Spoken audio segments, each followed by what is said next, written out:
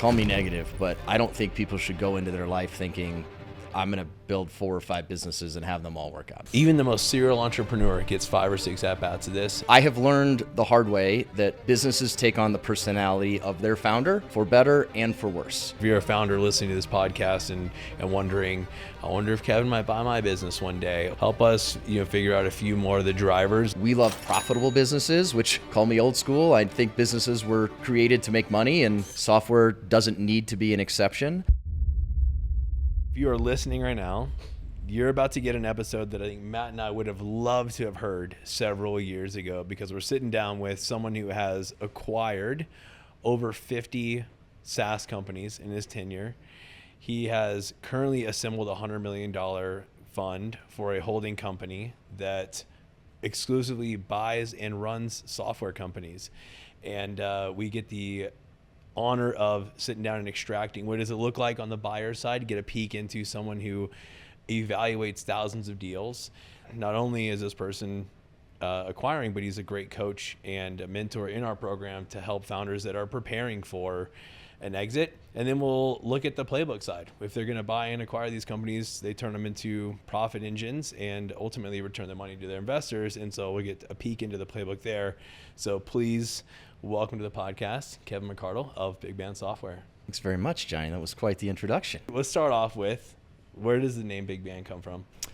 Big Band. So we launched publicly a little over a year ago, but Big Band's been in the works since December 1st, 2022 is when we funded the company. So the actual funding documents say something random like Software Aggregator LLC, because we didn't have a name. So me and my 2 partners, Jason and Chris, were just kind of jamming on names, had a Google Doc. We got together twice a week, not just to talk about names, but to build the business. And we there were a lot of musical references in the names that we liked. And you guys have done this, you got to go see if the URL's available, and most of them weren't. Most of the good ones weren't, so we just crossed those off. Anyway, we liked music. BigBandSoftware.com was available. Jason put it on the sheet, and I was like, I think that's the one. And I like that. I kind of joke about it, but the URL was available. BigBand.io was available too, and having made the mistake once of having my email be a very long domain, I was like, I'm not doing that again. But the more we kind of talked about it and worked with a little bit, a big band is a collection of experts in one thing or another, and when they come together, they make a more powerful and more joyous noise than any one of them could make individually. And our vision for Big Band is exactly that, hundreds, someday 1,000 people that are experts in one thing or another, running a portfolio of 100 plus software companies, but together we're a stronger unit than individually. So I was snooping you on LinkedIn, right? Before the podcast. Did you get bored?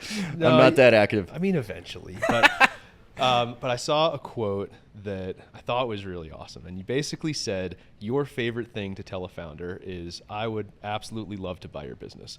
And instead of asking you why you said that, I would love to know what business that you've bought comes to mind when I say that quote. Just walk us through the deal, the company, whatever you can share. I just want to know what that classic hell yes deal is for you. Yeah, there's several that come to mind, so it's going to be hard to pick. I've got 4 kids, so I don't want to insult my kids or any other parents by comparing it, but it is kind of hard to pick your favorite. The second part of that quote, which I actually like just as much, my favorite thing to tell a founder is, I want to buy your business. My second favorite thing is, I'm not the right buyer for you, but let me help you find the right buyer. And that gets into kind of the coaching that we do together and why it feels like a calling for me, not just obligation through our partnership. So this may sound weird, but connection with the founder is actually fairly important to me. Not like we have to have the same interests or have a similar background or anything like that, or listen to the same music. I have learned the hard way that businesses take on the personality of their founder for better and for worse. So if I connect with somebody and I think they're a good person. I think they're a good leader. They seem like an honest and trustworthy individual. We get along. We like hanging out together. Odds are I'm going to like that person's business because they built it the only way they know how, which is in their own reflection, right? And if I meet somebody where, I don't know, it just kind of feels weird, or I don't trust them, or like something's off and there isn't that like connection, it's unlikely I'm going to love their business. Yeah. So, I mean, there's lots of stories I could tell. A couple, like one, I'll give you 3 examples of businesses when it was so fun to say to the founder, I'd like to buy your business. One of them that comes to mind is a guy named Moritz Dausinger, who is a German developer who lives in Paris. And probably first met him 7 years ago. He was running 2 businesses at the time, and one was for sale and the other one was smaller and growing. And I got to know him. I think there was a broker involved in the process, and I was just like, we got to do this. You know, the more I learned about him, the more I learned about the business, the more excited I got. And he was just a great human being, and I was like, got to say, I want to buy your business. And this was one of the earlier SaaS businesses that I bought. That was also special. It was kind of a bigger check, and I felt like we were ready for it. And I said, Moritz, can I buy both businesses? And he's like, because the second one's going to be bigger than the first, and you're going to pay me more for that one. And he knew he'd be selling too early, and he was right. So I got to tell him the same thing. We remained friends. We were running the first business, and it was successful. His second business was growing, and we were just chatting. I remember it was late on a Friday.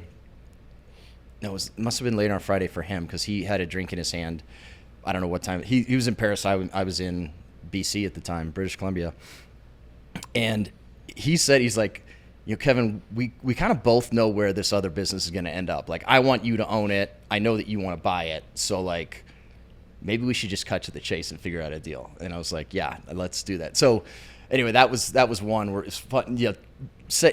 Buying from the same guy twice is rare. Special. I don't know how often that happens, but and then another one is a guy that has become pretty internet famous in the bootstrapper world. His name is Arvid Kahl. He and his wife built a business called Feedback Panda that I was lucky enough to buy. And I didn't really get to know him that well. His wife was the CEO and he was the CTO. Mm-hmm. And they're just wonderful people. And it was a great business. And we actually became really good friends afterwards. And it's been cool to see his career So you wrote grow. a book about that too. Zero to Sold, I think, is his book, right? Yeah, that's right. Yeah, he's got an amazing podcast. He's building in public a new company called PodScan.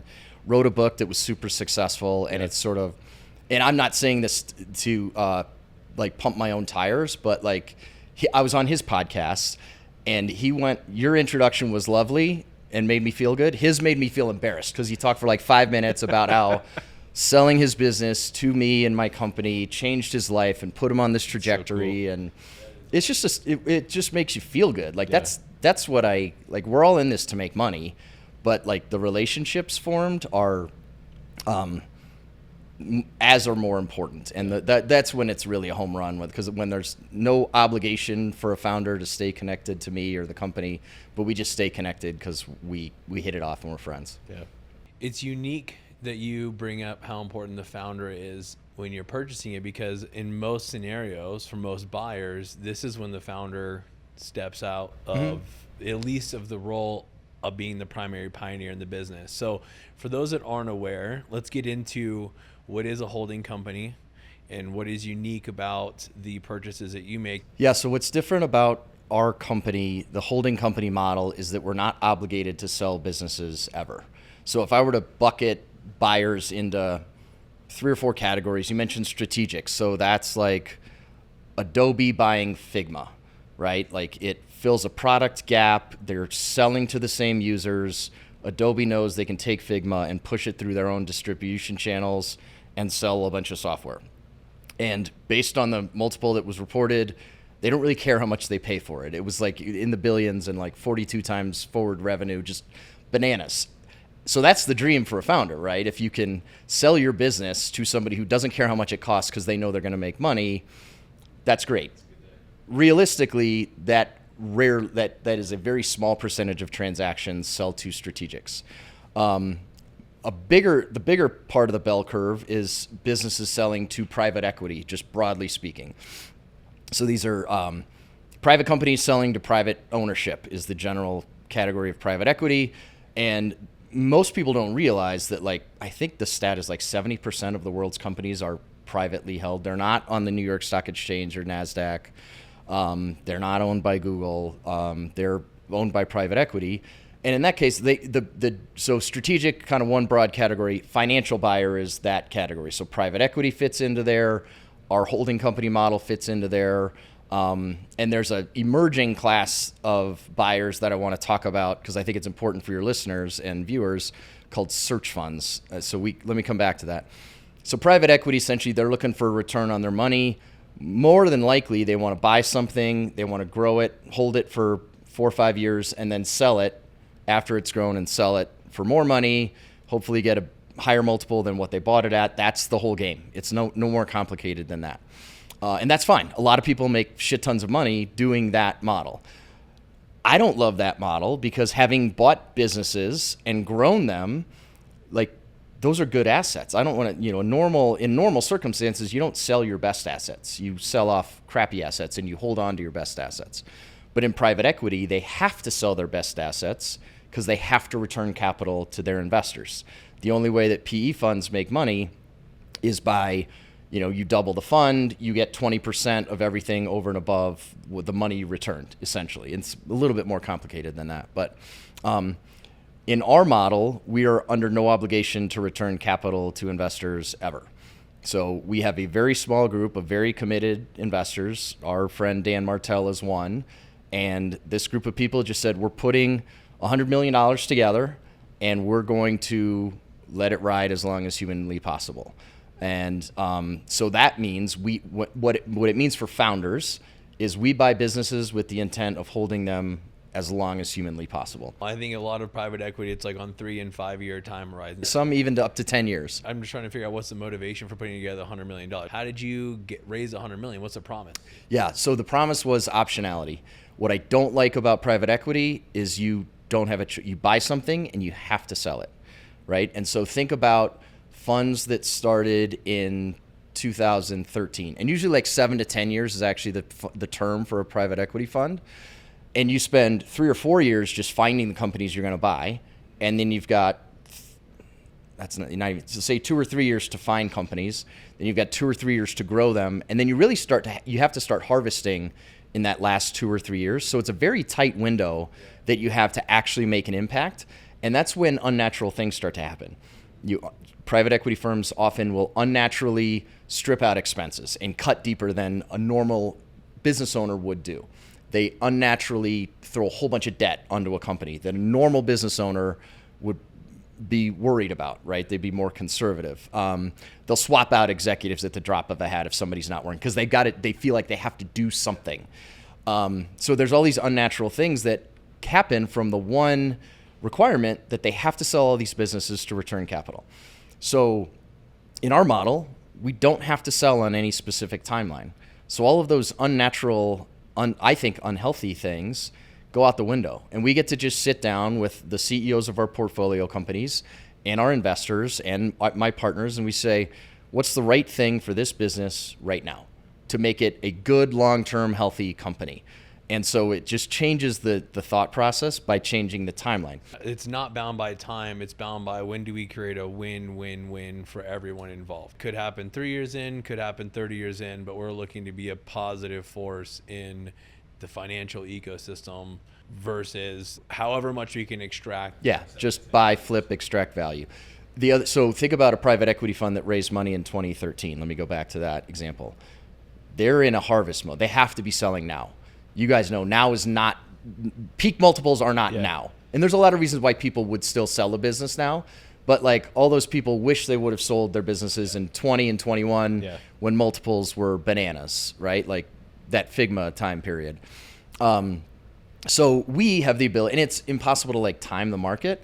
But if it's a down market, we just say, okay, we're not selling unless we get a really compelling offer. So we have optionality. That was essentially the pitch to this group of investors Well, two things. One, I've done this before and it was really successful. I was just doing it with, the wrong set of people with the wrong amount of money and the wrong financial alignment, right? So I learned lessons from that, and I said, I know how to do this. I know how to find great companies. I know how to connect with founders. I know how to create these win-win transactions where everybody can walk away happy. I know how to grow businesses. I know how to grow a team. I know how to sell businesses if that's something we want to do. I know how to raise more money. Like, I've done a lot of this before, and it worked. And I had relationships with everybody on the cap table I've known for minimum 5 years.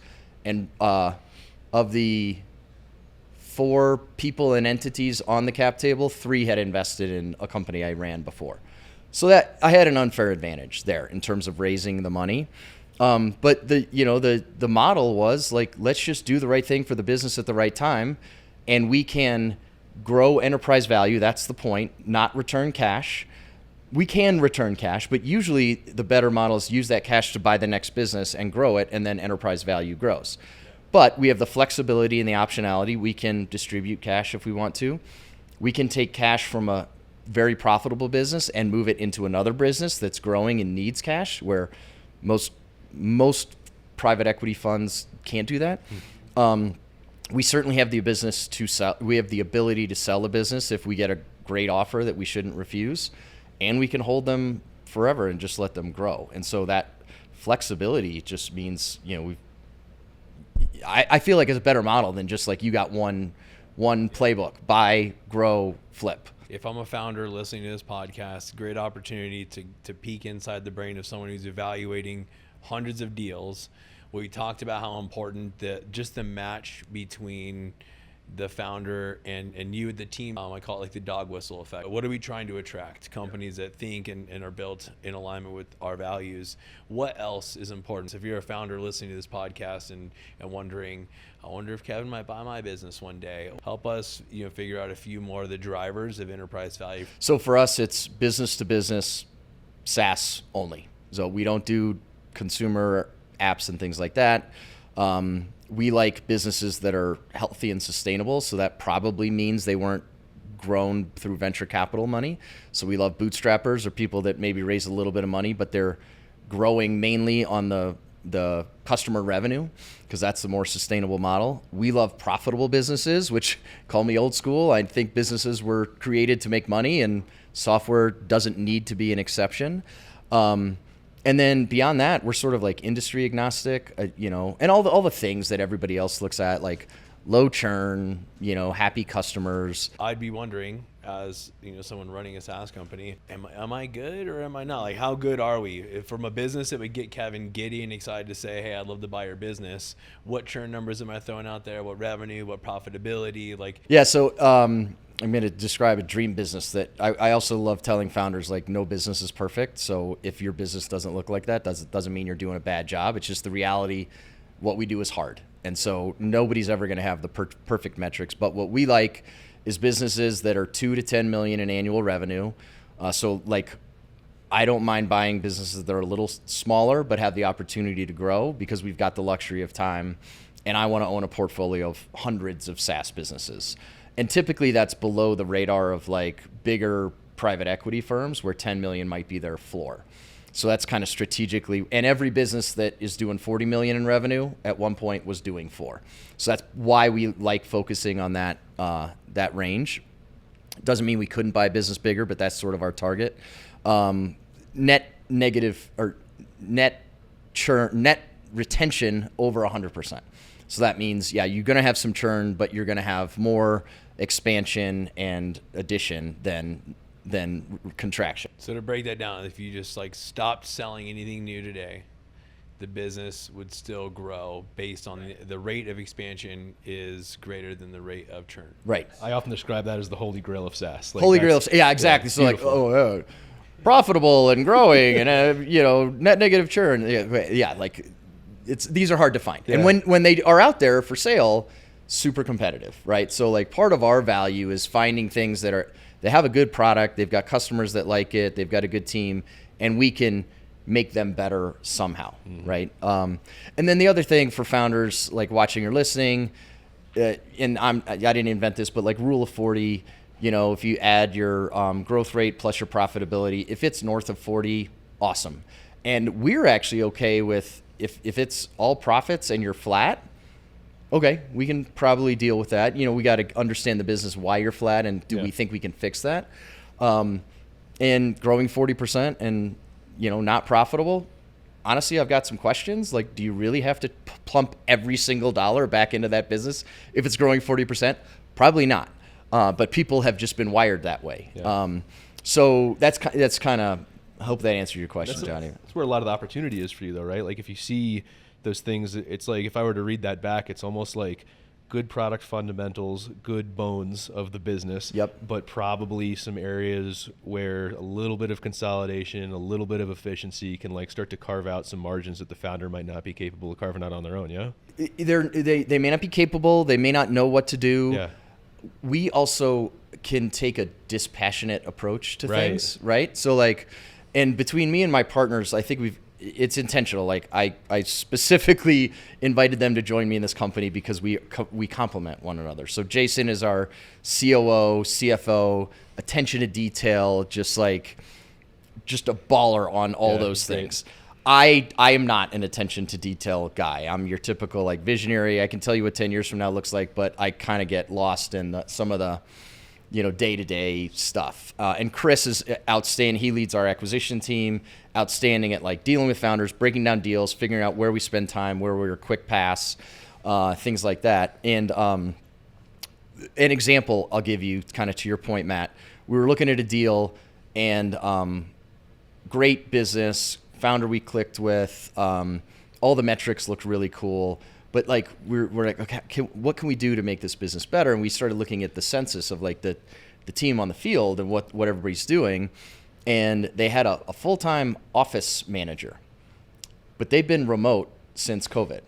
So in a polite way, I was kind of like, well, what does this person do? And the founder, you kind of started like looking at his shoes and didn't really know how to answer. He's like, she's been with me for 10 years. I can't let her go. So I just try to keep her busy doing whatever. Yeah. And I'm like, all right, I can't do that, just so you know. Yeah. And he's like, I get it, but I'm not going to fire her. So it's one of those things by having the dispassionate approach. And not like usually we'll take a full team and assume that people are awesome until they prove otherwise. Mm-hmm. But in that case, it was just like, there's an obvious mismatch here. And, that's not going to like dramatically change the business, but it's just sort of a fresh eyes, new perspective. We get the benefit of decades of experience running dozens of SaaS businesses, plus all of our investors and, network. We just sort of have an unfair advantage over your typical founder who isn't in SaaS Academy, or even if they are, like it's, one human being trying to do everything. Yeah. Especially when it's a first time founder, like we were talking before we started recording, like it's whatever the opposite word of dispassionate is, I guess is fully passionate. Yeah. It's that like incredibly emotionally invested. Overly invested. Yeah. And it's just, it's normal. It's part of the gig. I've been there. We've all been there, but it's a different thing. Like the second owner, you can do some different stuff with it. Yeah.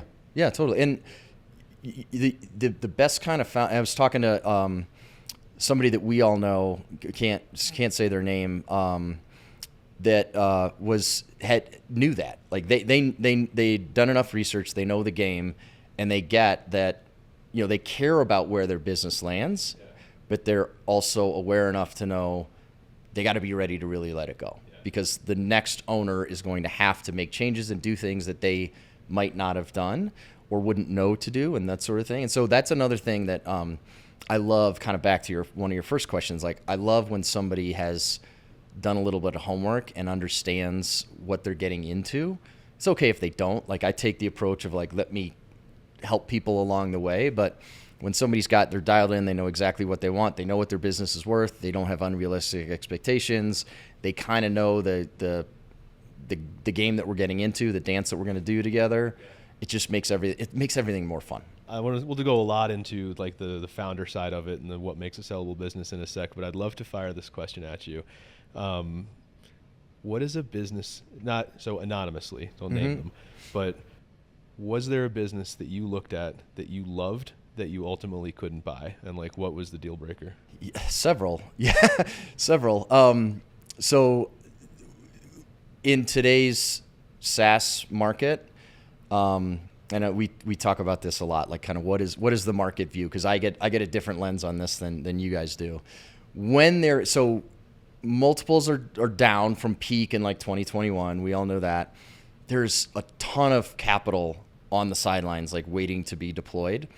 So when a business pops up and is being represented by a good investment bank, where you see it and all the metrics are awesome, like it's growing 50% a year, and it's profitable, and it's modern tech with like minimal tech debt, and their churn is like, they've got 110% retention, all these things, and it's in a niche that people love. Like I'm seeing, I can't give you specifics, but like just bananas multiples on those sorts of things, because you've got like big time PE firms competing with one another. You probably got strategics at the table, and they just drive up an auction. And there's a lot of business. I've looked at 5 in the last 2 months that I would love to own.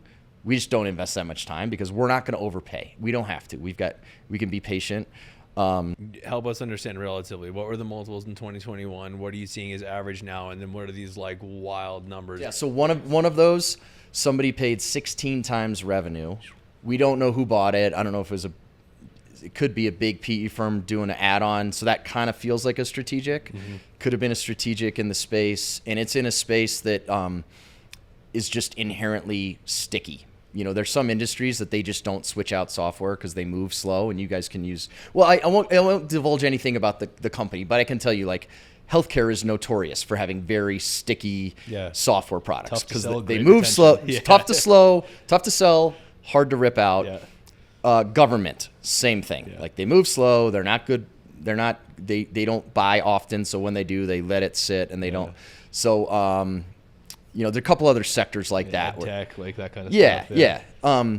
So it was in one of those notorious like sticky things. And somebody paid 16 times revenue, which is like, that's kind of back to the bananas days of 2021. Now I would say, and this is not just my perspective, but I think, industry perspective. I talked to we're not raising money, but I talked to somebody who was interested in Big Band, just learning a story, and her job is to allocate capital into different type of investments. And she's like, I hate when I hear private equity firms say they pay 5 to 7 times revenue, because it's hard to actually make your money back, and you just have to count on there being a next dummy upstream that's willing to pay that multiple or more. Yeah. And so I would say what is normal for a financial buyer is more in the 2 to 4 times revenue, maybe up to 5 for a really nice business. Strategics, it might be 5 to 7, but it all depends, right? So like it's hard to. I think it's just helpful to get as a founder, if you're not running the back of the napkin math, and in fact, this is a great segue into, you teach a framework called annual exit planning. So if you're as a founder, you're not sitting down one time per year thinking about what's the business, what would be a dream exit for me, what would be a dream buyer, what's my criteria. It's entirely possible to wake up in a business that you don't enjoy running, and or build a business that becomes very hard to exit one day. So building with the end in mind is a principle. I know that you are, you teach quite frequently. It's core to what we do at SaaS Academy. I mean, the first coaching call, we sit down with the founder, we ask them, what's the exit look like? Mm-hmm. And this doesn't mean, we call it a perfect exit because it doesn't always mean the sale of the business, but we do need to know what we're building it for. Like, what do you value? Do you want to pull as much cash out of the business as possible, work 1 day a week and hang out fishing all day? You want to sell this thing? Do you have more businesses in you that you want to go on and build? Like, getting really clear on what we are trying to build for is super important. So walk us through, for a founder that needs, wants to sit down and work through that exercise, what do you build into an annual exit plan if you're trying to be ready for? Mm-hmm. The other thing, I'll just give context, it's wild to me how frequently, I think there's probably 10 to 20 founders that exit their companies through in the SaaS Academy ecosystem every year. Almost all of them, it happened way sooner than they thought it was going to. So be ready. Be ready for the call when it comes, right? Narrator, I was not ready. True to the promise at the beginning of the podcast, this is information I know that you and I would have loved to have had when we started the process of selling our companies. Kevin, walk us through, what should a founder be thinking through on an annual basis to make sure that they get their dream outcome? Yeah, so I put it all online because I kind of got sick of having the same conversation with founders, to be candid, where people they find me, whether they're ready to sell their business or they got a letter of intent, they don't know what to do. And I try to coach people, whether I'm a potential buyer or not. And I kept hearing the same questions over and over. And I kept seeing 99 out of 100 founders clearly not ready. And so I just tried to write down, and I iterate on this, annualexitplanning.com. And there's a workbook that you can download there, but I'll walk you through some of the things that I put in there that I think are important that a lot of people don't talk about. So first of all, the fact that it should be an annual exercise, nobody says. Like, the best advice on the internet or in the real world is from investment bankers or brokers who will help you sell a business. Their best advice is start preparing 2 or 3 years before you think you want to sell. But you just pointed out, like, you don't know when that time comes where you're going to get a letter and you have to respond, right? So that's crap advice. And we do annual strategic planning, all of us in our businesses, every year, right? And every quarter you revisit it. So, like, the exit is the thing. Even if your perfect exit, as you put it, is like harvest cash and be on a beach because somebody else is running my business, well, that requires planning. And, like, if that's your end goal, why aren't you focused on that annually even more than you're focused on your annual strategic planning? So annual is the first thing that I think is important. And to illustrate the fact that nobody else is talking about that, I got annualexitplanning.com for like $6.99 on GoDaddy, right? And all the domain squatters, everybody in the world, nobody thought to put those 3 words together.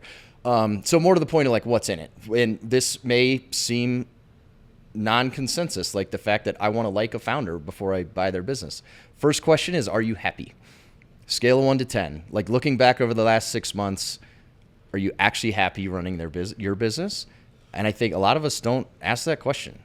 And we're not honest with ourselves about that question because people get tied up. And I don't think it's just first-time founders, but I think it's more acute with first-time founders. It becomes our identity, and it doesn't matter whether I'm happy or not. This is who I am. This is what I do. This is how I feed my family. I can't quit. I can't sell it. That's giving up. We have a lot of, I'd say the collective I've talked to thousands of founders, so I'm speaking on their behalf and mine.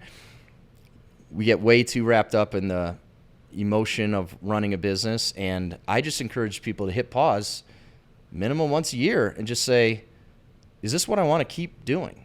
I think it's a super important question to ask. And part of it is counting the cost of what's it going to take to get to the next level in the business.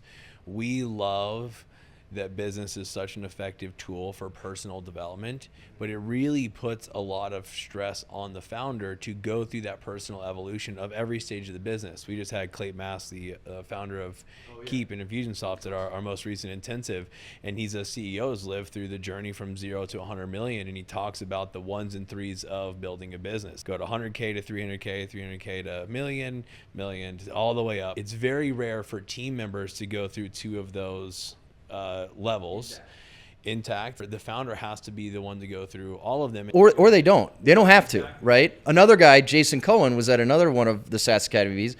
He stepped out of being a founder and just took a different role at his own company, and people thought he was bananas. Smartest move ever, right? So, like, I think there is this, the reason I stopped you is, like, people think the founder has to evolve and be the one to lead the business forever. It's just not true. Yeah, it's part of counting the cost. The reason why asking yourself, am I happy doing this, is because the game you have to play to run a $10 million company versus a $30 million versus a $1 million, completely different. It's just entirely possible that you might be a great founder for 1 to 3 million or for 3 to 10 million, and that there are other operators that are, their zone of genius is at the 10 to 40, and you can optimize for your happiness and overall satisfaction in life by considering, what do I love about building this business? At some point it goes from pioneering the product into operating a team. And you might not like what that next phase has. So first question is, are you happy? What's the second thing you encourage someone to go through when they're doing their annual exit plan? Second question in the workbook, I think, is what's the end? I call it the end game. You call it the perfect exit. I think end game is more because it doesn't have to be an exit, right? And super simple. I try to just break it down. Is it about time or is it about money? So some people say, I want to sell this thing and get $10 million. And I also point out to people like money in your bank account, not the price on the contract, because those are two very different numbers. You've got a whole bunch of transaction fees. You got to pay Uncle Sam in America. So like, is the money in your bank account is what you should be thinking about as your target. Or I think I can do this for another 5 years and then I'm out for whatever reason. I'm just making that up, right? Another really important part that it runs throughout the annual exit planning process is if you have a co-founder, it is important. I encourage people do this exercise separately and then come back and compare answers. Because in my experience, your answers are not going to be the same. Hopefully they're close, and then you can kind of, so like if you and I are partners in a business, Johnny, and you want to run it for the next 20 years, and I'm like, I got 5 more, bro, and I'm out. Yeah. That's okay.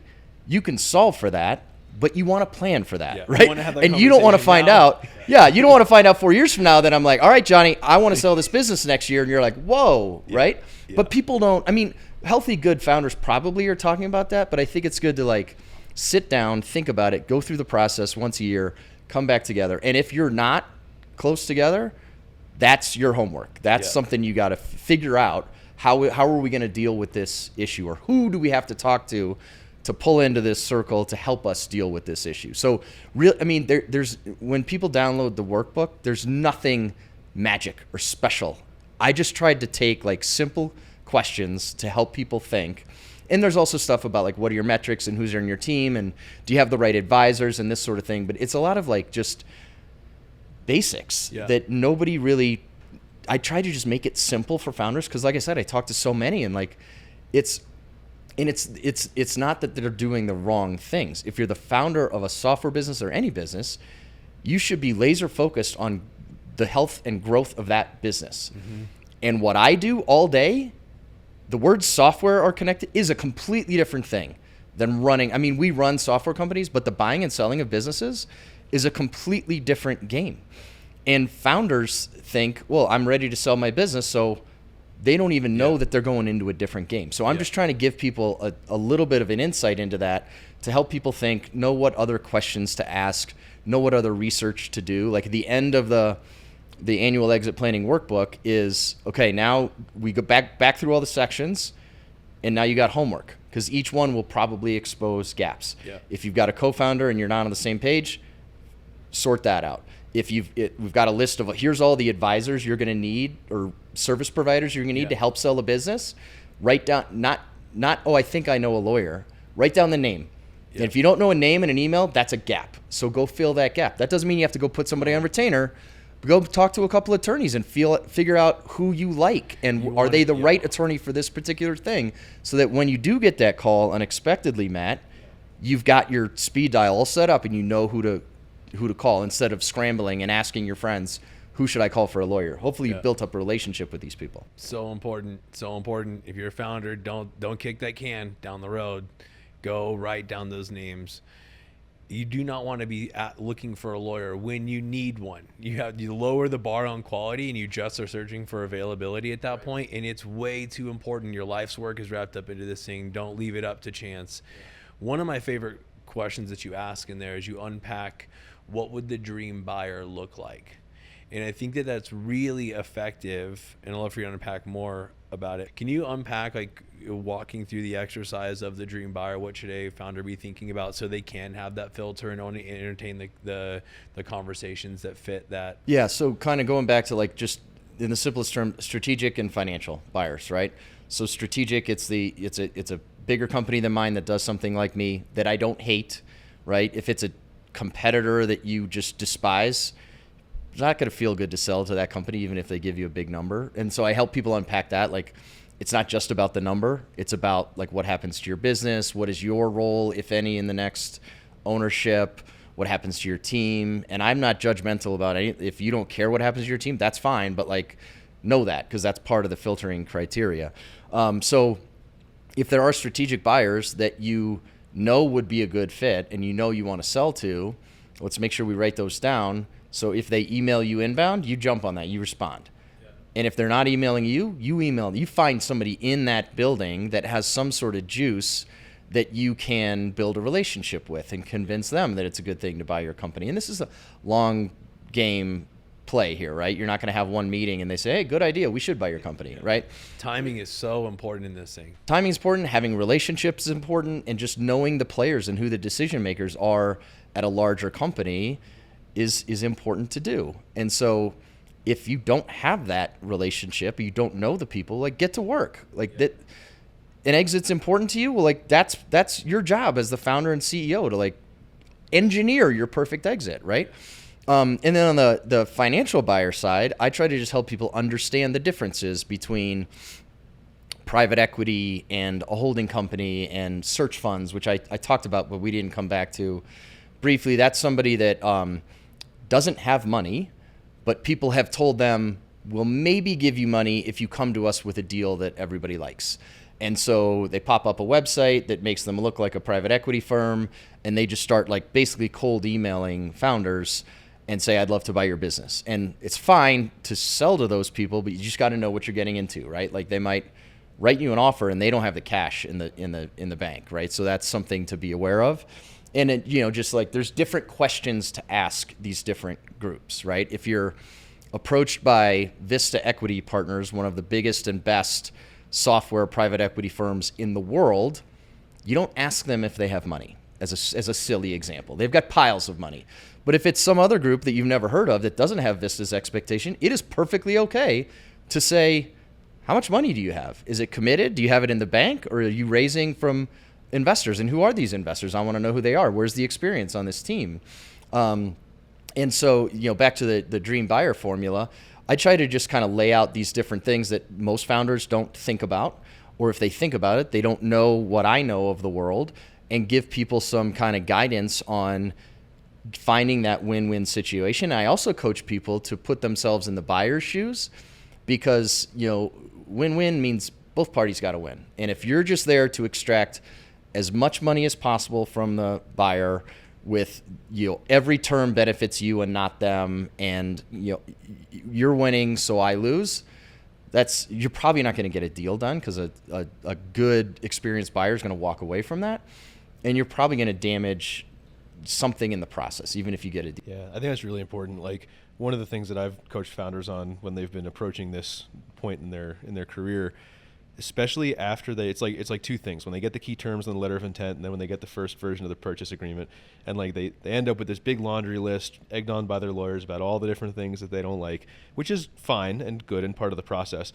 But one of the things I always tell them is take that list of everything and do two things: stack rank it of importance to you, top to bottom, and then highlight the ones that are deal breakers, meaning I would walk away from the table if I can't fix this, and be prepared to negotiate bottom up on all the rest. Because you can't just put your flag in the ground and say, Kevin, you got to change 47 things or no deal, because you just end up with no deal. Right. Like, you've got to know what you can flex on, because you're right, it's got to be a win for both sides. Totally. And this is where having the right attorney is also important, and a good relationship with that attorney, because, any founder listening probably has an attorney that they can call to like look at a contract or, get me out of this employee situation.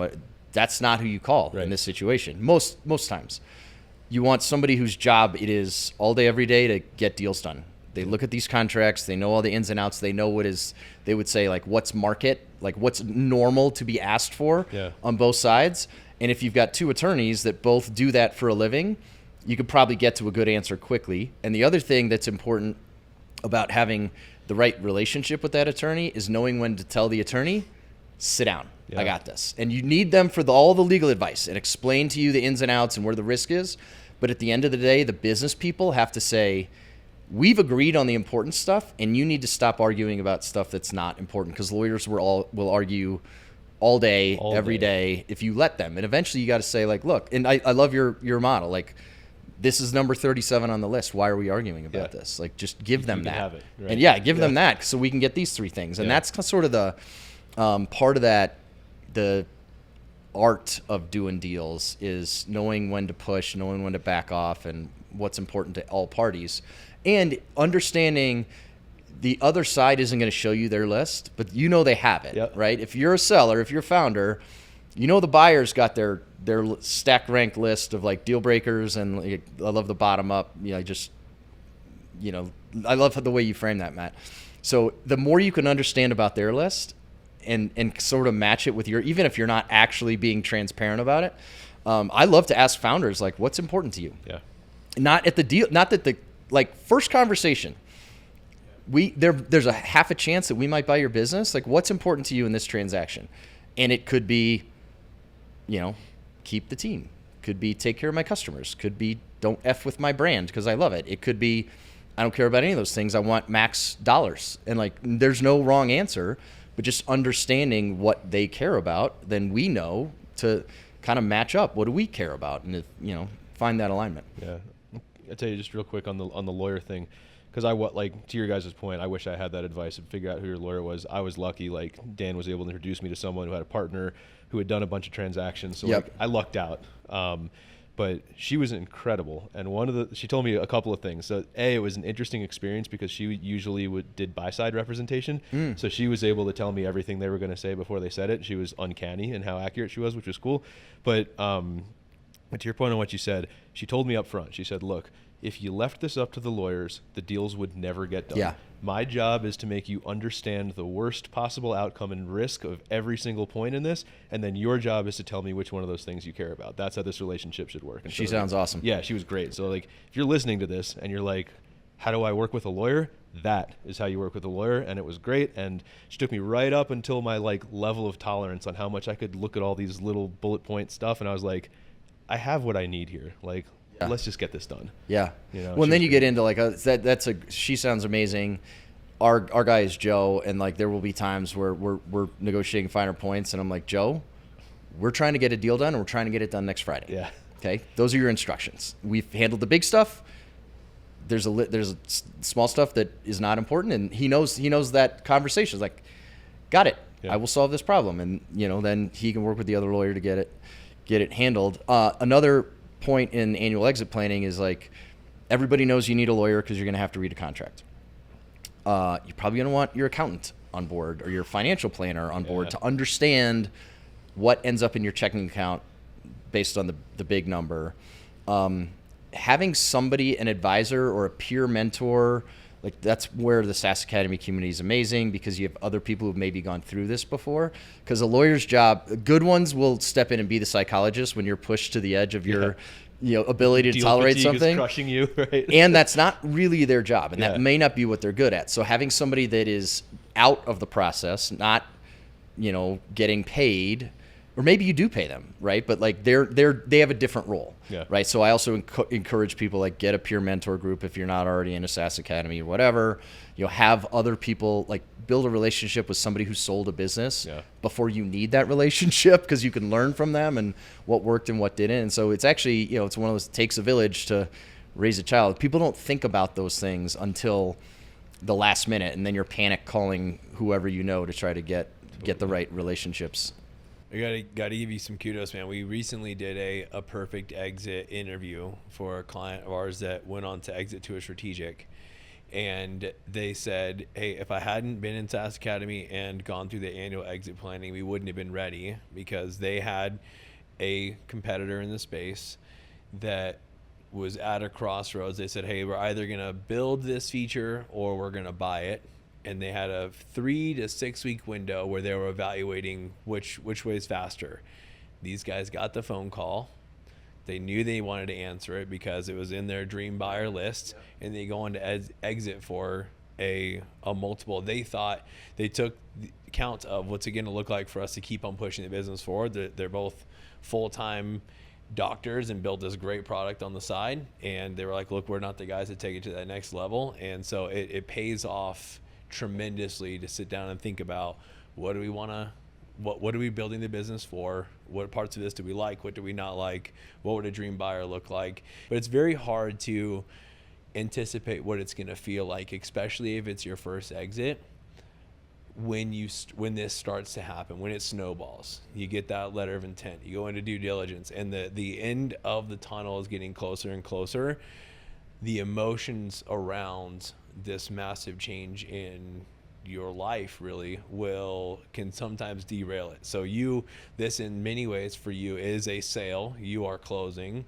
What are some of the objections that come up for you when you're dealing with founders, kind of getting them to that finish line? that I think it's good to have the label on the bottle. If a founder listening to this thinks one day you made it this far on the podcast, you think an exit somewhere, help put a little bit of the label on the bottle for what to expect. Generally, it's just really, really stressful. And it doesn't have to be big numbers. It's a stressful thing, you know.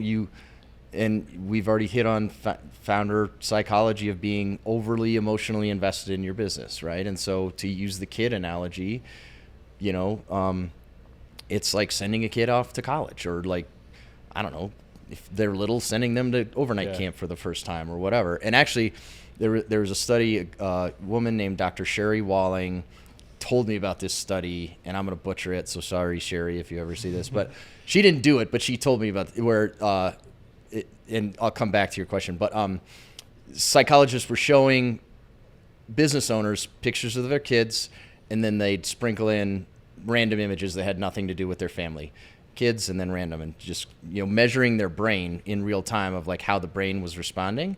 And then they started peppering in business images, their logo, the business name, the building their business is in. The brain reacts exactly the same. Our businesses give us the same reaction as our children. It's kind of effed up, actually, if you think about it. But it's like you're getting betrayed by your psychology, because no one would ever say that their business is more important than their children. But no, but it's equal, if not at times can be a black hole to be even more of an investment into your business than you do into your kids. 100%. Yeah. There's so we could get into this. I know. It's like well, it's like your kids can be complicated, and they've got friends and they've got school, whatever. Business is, you know, probably infinitely more complicated, because everybody working in the business is also a human being that has all that stuff going on and all the relationships. And so it is, you know, I've continued to raise 4 kids, and I've built a couple of businesses. Like, it's a different kind of hard, but the emotional investment required to do it is high on both levels, right? So the reason I bring that up is just to illustrate to people it's not weird if you're freaking out, because it's a stressful situation. I try to use my powers only for good, and my powers being like, I've done this, you know, 50 times, as you pointed out, and to close 50 deals, I've talked to thousands of founders, and the conversations are everyone's different, but there's a lot of commonality, and stress at time of exit is always there. And the closer you get to the exit, the more the stress builds, and any like legal hiccup, or we need this document and I can't find it, or what, if you've got a spouse or a family and people are, you know, they want an update, what happened today? And like, you know, that adds to the stress, right? And so when I say I use my powers only for good, it's like, I understand that. And if founders aren't aware of that or ready for it, I try to coach them like, this is going to get stressful, but our job is to keep the stress as low as possible, because we've done this before and you haven't done this as much as we have. And part of the annual exit planning and all the coaching I do with SaaS Academy and anybody else is just try to lower that stress, right? So if you go, and it's cool that this group said they benefited from my coaching, that like makes my heart smile. But if you go through the process, and it's not perfect, but it will give you some things to think about and some homework to do to help you get more ready, which hopefully makes you less stressed out, right? Like if you know the rules of the game that you're about to play, you're less stressed out. If you've got the right team around you to help you, you're going to be less stressed out. If you're on the same page with your co-founder, if you have one, and you've got you're marching towards the same goal, you're going to be less stressed out. If you just kind of study this and think about it every once in a while, it's not like you pivot away from being focused on your company, but like read a newsletter every once in a while, build a relationship with an investment banker who can tell you how things go, you know, listen to a podcast with Kevin every once in a while, and just kind of start to think about the rules of that game. Hopefully the stress, it's not going to go away, but hopefully the stress comes down a little bit. Yeah, I think Matt and I get to be front row center, you do too, of many of these founders going through this first time financial. Has huge financial implications. They get to wrestle with what do they love and enjoy about business the first time they get some optionality. A lot of times you start building a business for the first time because it's the best way for you to put food on the table for your family, and now you get to wrestle with like, what do I really want to do? And so a lot of psychology and emotions wrapped up into it, but an extremely rewarding one. So I think you made a great point. You get around some people that have done this thing before, and find out what were the wins and the losses, the lessons learned along the way. I mean, can I add one thing? Like, don't just listen to podcasts. And I know you guys you told me about a couple, I don't want to spoil, like awesome founders who've had exits and they tell the story. People tell the best version of the story usually in a public setting, whether it's a podcast or at a conference. Building real relationships with people and sitting down with them in person, because you'd be like, what really happened? Yeah. Tell me about the pain in going through the process. What would you do differently, or like help me avoid something?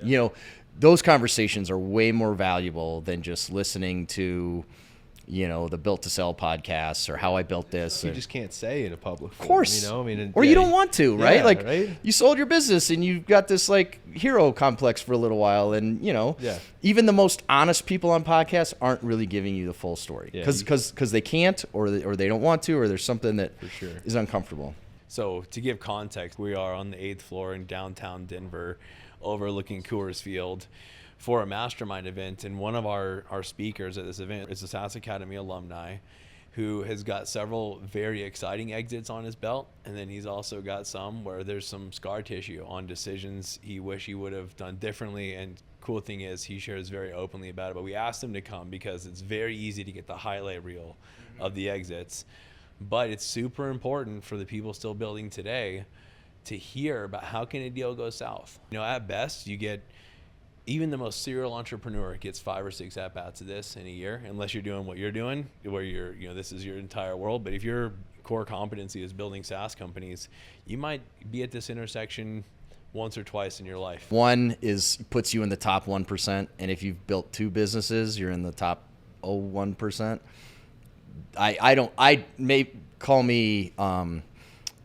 Call me negative, but I don't think people should go into their life thinking I'm going to build 4 or 5 businesses and have them all work out. It's so rare. Yeah. Hey, before we move on from this topic, and I know this may not pertain as directly to Big Band, but I think we would be doing founders listening a disservice if we don't hit on it, is like statistically, you're most likely to exit to private equity. Right? I think there's most likely to be some type of post-exit involvement, some type of earn-out and expectation for you to stick around. Mm-hmm. And for many founders, it might be the first time that they've gone, to your point, from 25 to 250, or in my case, from 12 to 700 person company, and trying to figure out what life is like. And I cued into this when you were talking about like equity rollovers and stuff like that. And Kevin, I think you're a great person just to explain this. I think there are a lot of people that don't necessarily understand, like, how do earnouts work? What are the different components of a deal? Mm-hmm. Cash versus stock up front versus stock that's vesting versus, earnouts on future performance. Like, what are the different types of compensation that a founder should look out for and expect to have to deal with? And like, how do you handle them differently? Yeah, that's a great question. And so we could do a whole episode on this. So let me hit the high points and you tell me if you want to dig into it. So and this is one of the downsides of selling. Shouldn't be judgmental. One of the realities of selling to a strategic is often you're going to get stock in the other company, which can be great if their stock price is going like this, but that never happens forever. Mm-hmm. And you're out of it. It's not in your control. And so, and stock, you can't buy a car with stock. You can't buy a boat with stock. So that's just something to look out for in a strategic exit. I think, basically cash, I would add holdback into the grouping that you talked about, and earnout. And we never deal in stocks, and it's like every situation's different. I would just say, like, if any of your compensation deals in stock, like, actually really smart, good friend of mine was like, if anybody offered me stock for my company, I would say, you give me the cash and I'll decide if your stock is the one I want to buy. Right? And even if it's a private company, like, they can make that happen, but then you're giving me the power and I get to underwrite you. But if you're not making an option, then I would prefer the cash. Yeah. And that may just not be possible, but it's like, I would push back on stock almost always. even if it was like stock in Google, right? Because you're putting a lot of eggs into one basket that you don't control after controlling all of your company. So then let's go simpler, like cash is cash, right? Cash at close. Seller notes is another thing that people need to understand, right? So that might be, okay, I'm going to buy your business for $20 million. I'm going to give you $10 million at close.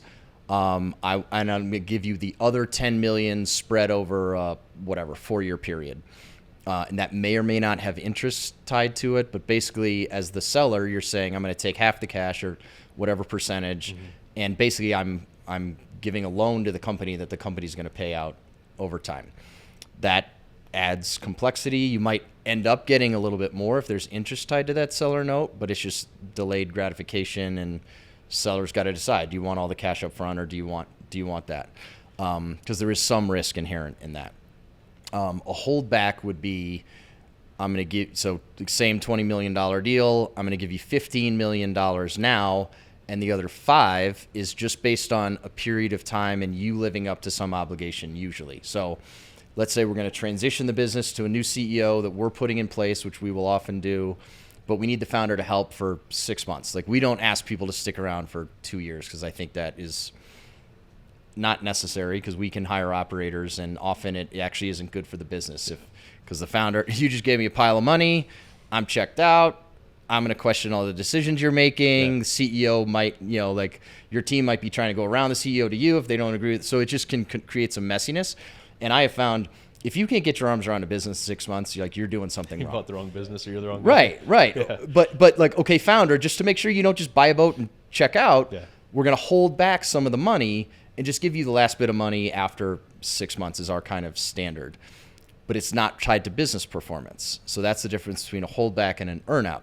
An earnout would be, and typically an earnout would be employed if I think your business is worth $20 million, you think it's worth $25 million because it's growing, or you've got this new partner you just signed up, or you've got a new channel you're about to, exploit, whatever.